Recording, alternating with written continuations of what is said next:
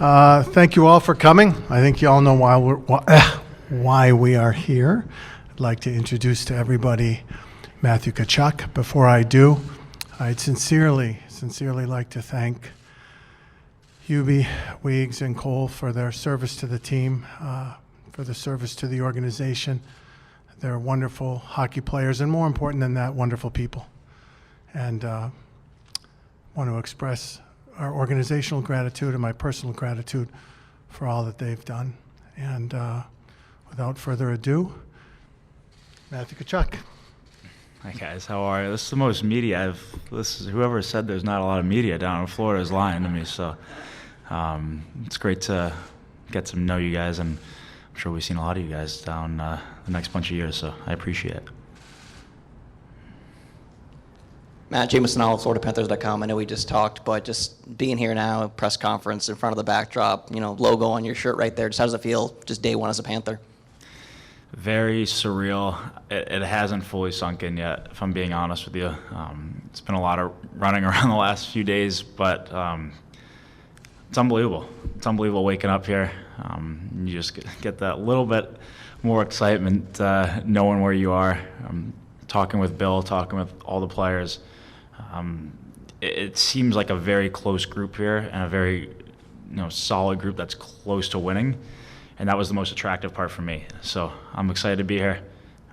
I'm really getting to know the guys a little bit more just over text. Met a few of them today. Met some of the trainers, equipment guys. So I'm getting more comfortable. So I'm sure it's just going to get that much better.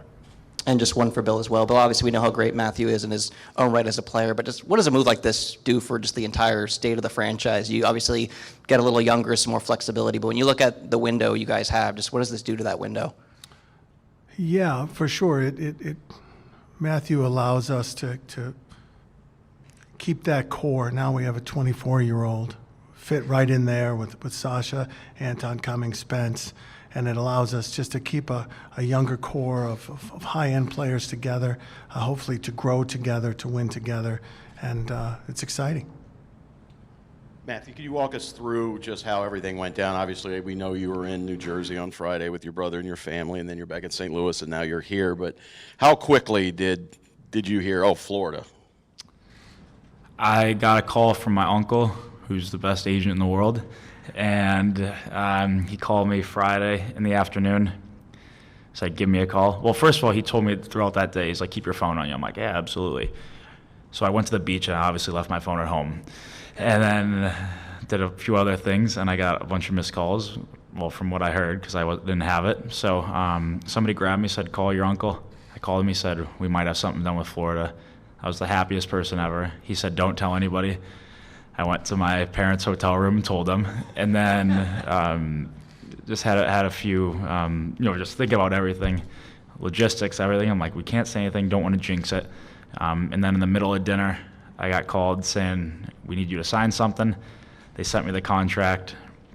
I signed it, I sent it back. They go, well, now you need somebody to sign it as a witness. So I'm like, who in my family would I want to sign it?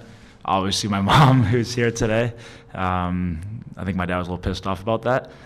So she signed it. I went back in with the biggest smile ever. Everybody knew something happened, and then that's where I told everyone. So it was a crazy 3-4 hours. And looking at, you've obviously only been here a couple times, but how much have you talked to Bennett and to Lomberg? I'm sure guys that you're friends with from your Calgary days about this organization, about playing here, yada, yada. Yeah, especially in the last couple of days, I've talked to them a lot more about it. The amount of former players that have played here and just people in the organization, obviously talking with Bill a few times, but so many people reached out, and it's so helpful, and it shows that they all care. They want me to feel comfortable. I haven't heard a bad thing about this place, so it's just such an exciting time for me, if I'm being honest. And Bill, Matthew said, I think it was a Sportsnet, that Florida pushed like hell to get this trade done. Was this a deal where you felt like this is an opportunity, we got to go for it, just whatever it takes kind of thing? Yeah, for sure. Yeah, is it working? Yeah. You got to give to get, and it was a situation that came up in a very, very short window. The time frame was rather quick. And as you just said, when you have an opportunity like this, we had to pursue it, and the price was very high. And we decided this is something we really wanted to pursue, and we're thrilled to be able to be here now. Hey, Matthew. Obviously, the excitement of coming to Florida you've talked about. Has it sunk in, or what's your thought on joining a team in the U.S. and playing for an American team, just being an American-born hockey player yourself? Well, I think that I was born in Arizona. I grew up in St. Louis. Both at the time, weren't the Minnesota, Michigan, Boston's not the huge hockey markets. And from what I've seen, even since I came to play Florida in 2016, my rookie year, it's grown a lot. I think one of the things that I can help, on ice, I have a different personality. The way I play, I bring a certain swagger that I think will really help this team. And off ice, I have the same personality. So I think that I'm excited for the chance to get to grow the game down here, and I hope that in a few years, nobody on the team can walk outside without somebody saying something to them, kind of like how it is in some of the other places around the league, and I think that winning definitely helps that. So we'll take care of it on the ice, and I'm sure it's going to attract the next wave of Florida hockey players, and that's a really big goal of mine as well. And Bill, for you, you've only been here for 2 years, as Hubie had been here for almost a decade, right? How hard is it to kind of separate yourself from the attachment of growing close to a player and knowing how close the fan base has been to a player when you have an opportunity to make a move like this? Yeah, it's hard. It's not something that you take lightly at all, on several different levels, right? Professional, personal, organizational, hockey-wise. And those are hard decisions. Those are really hard decisions that you get paid to make. And in situations like this, when you have a player, he's been described as a unicorn. Don't take that too seriously. But when you have a young player who's entering his prime and continuing to get better and improve, and you can expect more and more, and add them to a group of already evolving, young, exciting players, it's just a decision we made to really pursue it and pursue it aggressively. Matthew, hey, welcome. Tim Reynolds of the Associated Press. A question for each of you, but I'll start with you. The history books will say that the Panthers and Flames executed a trade, but you obviously had a very big say in this because you could have chosen where you were going to sign. You had a lot of options. Was there one specific thing about Florida that elevated them maybe higher on your list than some people on the outside would believe was possible? To be honest, when I made my little list of team, yes, they were on the top of the list. But when I made the list, first and foremost, it was winning. It was not just winning now, but it was winning in the future. If I keep hearing about the past, I'm gonna lose my mind, because I think that this team, I know some of the players are unhappy with the way things have gone the last few years too, and I wasn't a part of it, but I don't want to keep hearing that. I want to worry about the future here. And like we were just talking about, the team, all the guys are from my age to 28, 29, or the majority of us are. So that was first and foremost a very attractive part for me, is the win now mode and the win in the future. Number two is lifestyle. I know I'm 24, and I had 6 unbelievable years in Calgary, and it was the best place for me to be at that time. But looking ahead, I signed for 8 years, but in my mind, I'm here for 8 plus. So however many that'll be, I want to be here for the rest of my career. And number 3, I think they have, a bunch of elite players that I can play with and be surrounded by. I know that they have a top 3 player in the NHL, and that's a fact. Unbelievable talent, and a lot of guys that have just continued to get better, like we just talked about, with lots of young guys, but a lot of experienced guys as well. And Bill, you guys, what you did this past season, rewrote the record book, President's Trophy, all those things. You could have just run it back. That would have been probably the easiest thing to do. What was it? And you talked when you hired Paul about how you took a couple of weeks and really looked at everything critically and decompressed. I guess, when did this sort of notion enter into your mind that maybe this was an opportunity that the Panthers should take a hard look at, knowing that, like you said, you have to you have to give something to get something, and you gave a lot to get this. Well, this it only came up last week. It wasn't something that during the process of the evaluation postseason that we would even fathom could be possible. You know, a 24-year-old 100-point guy who's tough, who's mean, who has the person. I might have to stop. But no, when you have the ability to get this type of asset and add this to this young core that's growing together, and that, you know, I don't think it's a secret that obviously some of the attributes that Matthew brings are areas of the game that we could really use collectively in our group. So when that materialized as a reality, then rather quickly we had to decide rather quickly that this was something to pursue. Hey, Matthew, it's John Evanson from CBS 12. We've touched on Panthers fans being a little disappointed that, you know, we haven't seen this team go further in the playoffs. We watched you in a very competitive series this year. From your playoff experience, what do you think it takes to be a successful playoff team and to go deep? What attributes, and I'm sure you have those attributes, but what do you need as an entire team?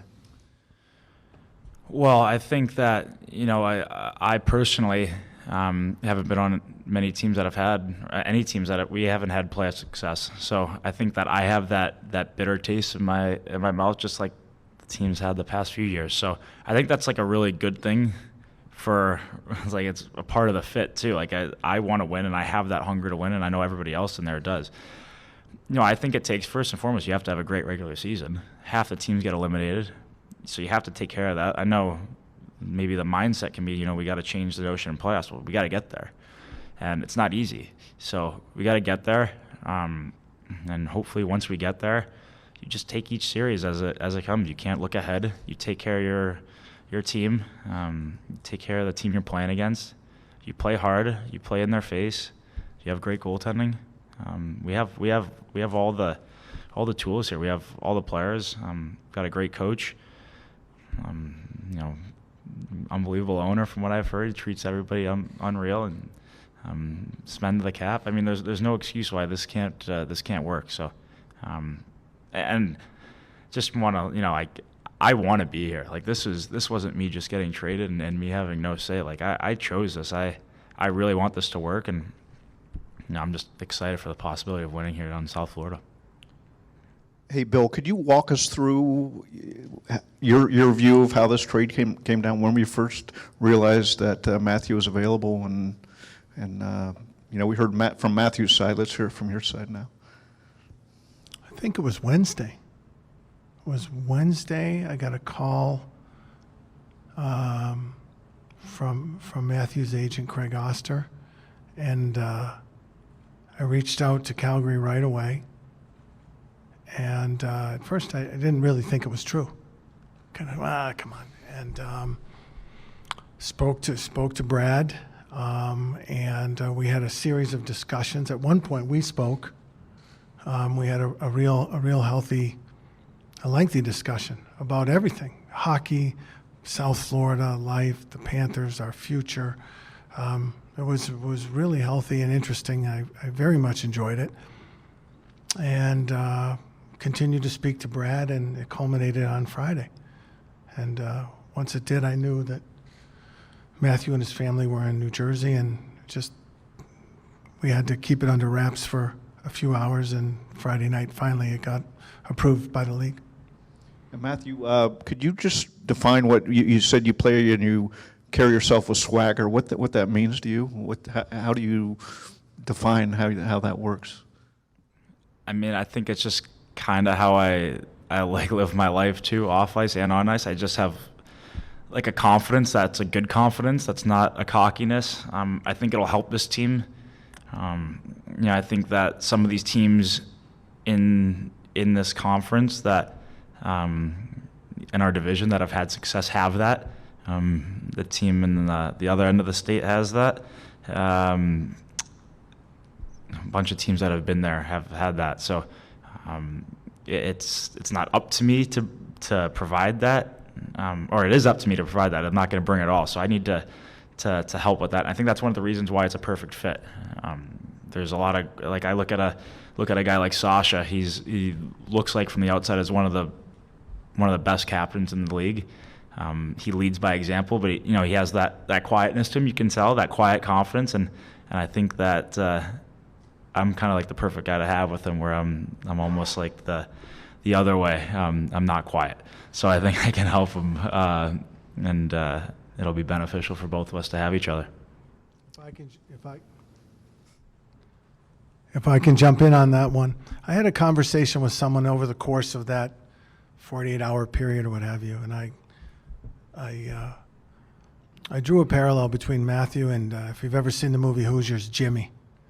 At the end of the movie where he says, "Coach, I'll make it," and it's that type of confidence. That, give me the ball with 20 seconds on the line, or I don't know, 2 seconds I think in Hoosiers, right? He wants it. He wants the shot. So. Matthew, Aaron Brown from the Hockey News. You've talked about winning, but what are you looking forward to most in terms of the Florida lifestyle? 24, Miami's a hopping place. What are you looking forward to? You're saying just lifestyle? Yeah, we know the winning is there. We know that's the goal. But what do you think you're going to enjoy most coming from winter to South Florida? It's probably what's on my feet right now, flip-flops. Yeah, that's we'll just keep that answer there. Okay. And then just a quick question for Bill. It's been reported that this is the first sign and trade in NHL history. I'm just wondering, why haven't we seen this before? Was this something you kind of looked at and said, why can't we reshape? Or No, that was really just a technicality as far as how these things go down. The CBA spells out specifically dates and times in which transactions may occur, and the nature of the timing of this particular one was such that it had to be a sign and trade, and that was about it. There's no creative machination in place or anything like that. No. You always got to wonder about that. Yeah. Hey, Matthew, welcome to Florida. This is Colby Guy from Floridahockeynow. Just wondering, you're replacing a guy in Jonathan Huberdeau who owns franchise records in games played and points. Is there any kind of pressure that comes with replacing a guy like that? No, I don't feel it. I'm a different type of player. I know that another guy that was traded in that was Weegar, who's an unbelievable player as well. I bring different things than what those guys bring. I think the way I play. I'm not really wanting to talk about the way I play anymore. I've answered that enough. But I don't feel pressure. I'm here to win. Personal stuff, throw it out the door. I don't care. I'm here to be the last team standing. That's it. So if I am, I'm happy. I don't care about the personal stuff. I'm not comparing myself to anybody. And then just for Bill, you were telling us earlier on that you were working on contract negotiations with MacKenzie Weegar and Jonathan Huberdeau. Was there anything that kind of tapered off a little bit that led you to trading them? No, not at all. This was a situation that, as I just referenced, came up when the agent called me Wednesday. I didn't even believe 100% that this could really be something that happened. In situations like this, when you have a chance to add a player like Matthew to the organization, the price is steep, and that's how things went down. Thank you, Chris. I just wanted to absolutely. You had a big rivalry with Edmonton, and you've called them the team up north, like the Ohio State people do. And now you got the team on the other side. How excited are you to get into a Battle of Alberta type thing with the Lightning? Yeah, I said it earlier. I hate Edmonton, but I hate Tampa more now. So I'm excited for those games. They're the team to beat right now. They've had the most success. Seems like, for us, we're going to have to go through them at some point. So I'm really excited for that challenge. Playing them not as much as I'm going to play them now. They're a very good team. They play hard, and they're a little bit built different now than they were, let's call it, a few years ago. So they're still the team to beat, and I'm sure we're going to have our hands full with them. They've had the most success, and they know what it takes to win, and we're going to learn that. Thank you. Thanks, everyone, very much.